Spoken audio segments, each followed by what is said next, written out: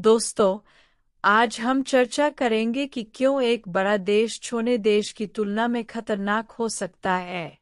बड़े देश के पीछे छुपे सत्ता, राजनीति और हिंसा के खेल को समझाने की कोशिश करेंगे।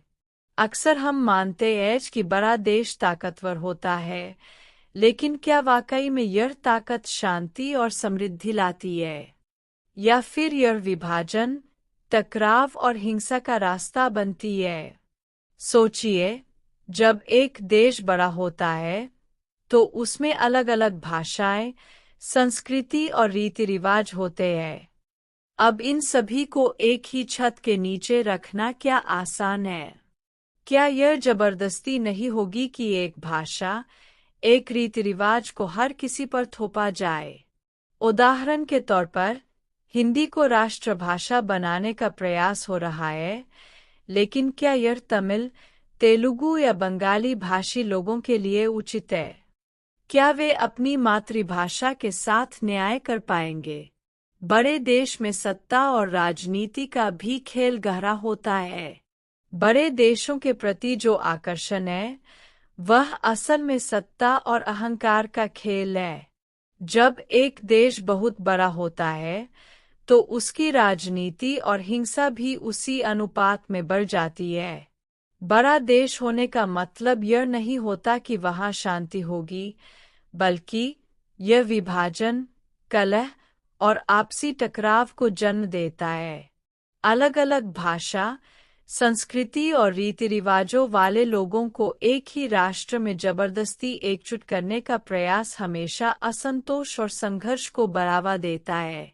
जब कोई राष्ट्र बहुत बड़ा होता है, तो उसमें बसने वाले लोग भी विविधता से भरे होते हैं। कोई अलग भाषा बोलता है, कोई अलग रीति रिवाज मानता है, तो किसी की जीवन शैली ही भिन्न होती है। इन विविधताओं को एक ही छत के नीचे समेटने की कोशिश में अक्सर विरोधाभास और संघर्ष उत्पन्न होते हैं। उदाहरण के तौर पर, अगर किसी एक राज्य या समुदाय पर एक दूसरी भाषा थोप दी जाए, तो वहाँ के लोगों के अंदर असंतोष पनपता है। बड़े देशों में अक्सर यह देखा गया है कि वहाँ की राजनीति हिंसक होती है, क्योंकि वहाँ के नेता सत्ता में बने रहने के लिए विस्तारवादी नीतियों का पालन करते हैं। बड़े देश का नेता यह कभी नहीं चाहेगा कि उसका देश बढ़ जाए या छोटा हो, क्योंकि इससे उसकी सत्ता और अहंकार को पीड़ा पहुंचेगी। उसकी महत्ता और प्रतिष्ठा का सीधा संबंध देश के आकार से होता है। जितना बड़ा देश, उतनी बड़ी उसकी पहचान और ताकत। इसीलिए कई नेता अखंड राष्ट्र की बात करते हैं, क्योंकि इससे उन्हें अपनी सत्ता को और बड़ा करने का मौका मिलता है। लेकिन अगर हम छोटे देशों की बात करें, तो वहाँ स्थिति बिल्कुल अलग होती है। छोटे छोटे देशों में एक ही तरह के लोग रहते हैं, जो एक ही भाषा बोलते हैं, जिनके रीति रिवाज और जीवन शैली भी एक जैसी होती है। जब एक छोटा देश होता है, तो उसमें रहने वाले लोग एक परिवार की तरह रहते हैं।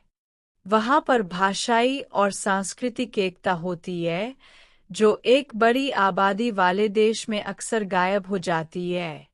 यहाँ तक कि अगर छोटे देशों में किसी प्रकार का टकराव भी होता है, तो वह हल्का और अस्थायी होता है। यह किसी खेल के मैदान में होने वाले मुकाबले की तरह होता है, कुछ समय की बहस, लेकिन फिर शांति। बड़े देशों के साथ महायुद्ध आते हैं, जो पूरी दुनिया को प्रभावित कर सकते हैं। छोटे देश कभी इतने बड़े संघर्ष में नहीं पड़ते, क्योंकि वहाँ पर हर व्यक्ति एक दूसरे को समझता है और मिलजुल कर समाधान निकाल लेता है। एक और बात ध्यान देने योग्य है, बड़े देश होने का मतलब है कि वहाँ के नेताओं का नियंत्रण भी ज्यादा होगा। जितना बड़ा देश, उतनी ज्यादा नियंत्रण की जरूरत, और यही नियंत्रण हिंसा और जबरदस्ती को जन्म देता है।